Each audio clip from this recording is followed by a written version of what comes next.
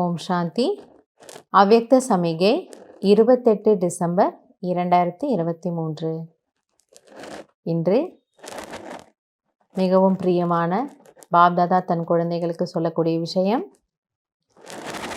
बंधन मुक्त आत्मा जब चाहे शरीर का आधार ले और जब चाहे शरीर का भान छोड़ अशरीरी बन जाए.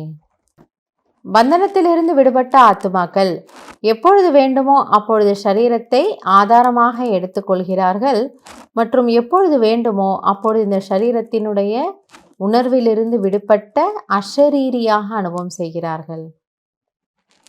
எவ்வளோ நல்ல ப்ராக்டிஸ் இல்லையா? இதோ நம்ம இப்போ பேசிகிட்ருக்குறோம், யாரோ சொல்கிறத கேட்டுட்ருக்குறோம் அப்படின்னா நான் இப்போ கர்மத்தில் இருக்கிறேன், ஆத்மா கான்ஷியஸோடு நினைக்கிறேன், நான் இந்த காரியம் செய்துட்ருக்கிறேன். ஆனால் அடுத்த செகண்ட் நான் பேசி முடிச்சிட்டேன், நான் கேட்டு முடிச்சிட்டேன், இப்போ நான் ஒரு 5 நிமிஷம் ஃப்ரீயாக இருக்கேன். இந்த தேகத்தை மறக்கிறோம், ஆத்மா அப்படி பறந்தான் போகிறேன், ஸ்ரீபாபா பார்க்குறேன், செம்பொன்னிறமான உலகத்தை பார்க்குறேன், நான் ஃப்ரீ ஆகிட்டேன். அழகான அந்த ஜொலிக்கக்கூடிய அந்த ஆத்மா, அந்த பரம் பவித்ர ஆத்மா, அந்த நட்சத்திரம் பரமாத்மாவனுடைய கழுத்து மாலை போல் நான் போய் பாபா பக்கத்தில் அங்கே உட்காந்துட்டு வந்துட்டேன். அப்படி நீங்கள் எப்போ வேணுமோ சரீரத்துக்குள்ளே வாங்க, எப்போ வேணுமோ இதிலிருந்து விடுபட்டுடுங்க. इसके लिए अपने संस्कारों में भी ஈஸிப்பன் ஹோ. ஆனால் இந்த ஒரு பயிற்சிக்கு ஆதாரமாக இருப்பது உங்களோட ஈஸினஸ். அதனால் நாம் நம்முடைய சம்ஸ்காரங்களில் மிகவும் எளிதானவர்களாக இருக்க வேண்டும்.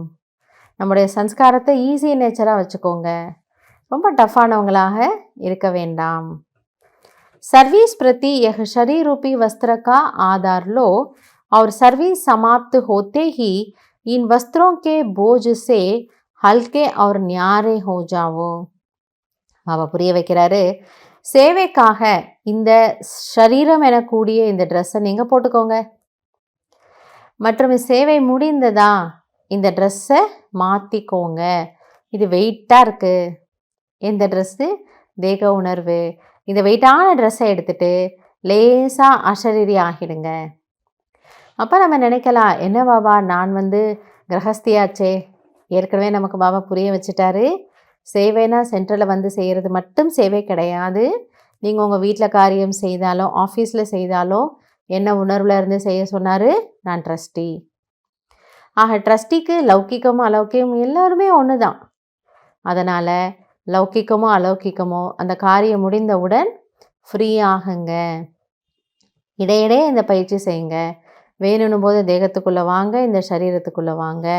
வேணானும் போது இதிலிருந்து விடுபட்ட ஆத்மா, பரம் பவித்திரமான ஆத்மா, பரமாத்மாவுடன் இணைந்த ஸ்வரூபத்தில் இருக்கும், முழு உலகத்திற்கும் லைட் மைட் கொடுக்கக்கூடிய பிரகாச ஸ்வரூபமான லைட் ஹவுஸ், மைட் ஹவுஸ் நான்.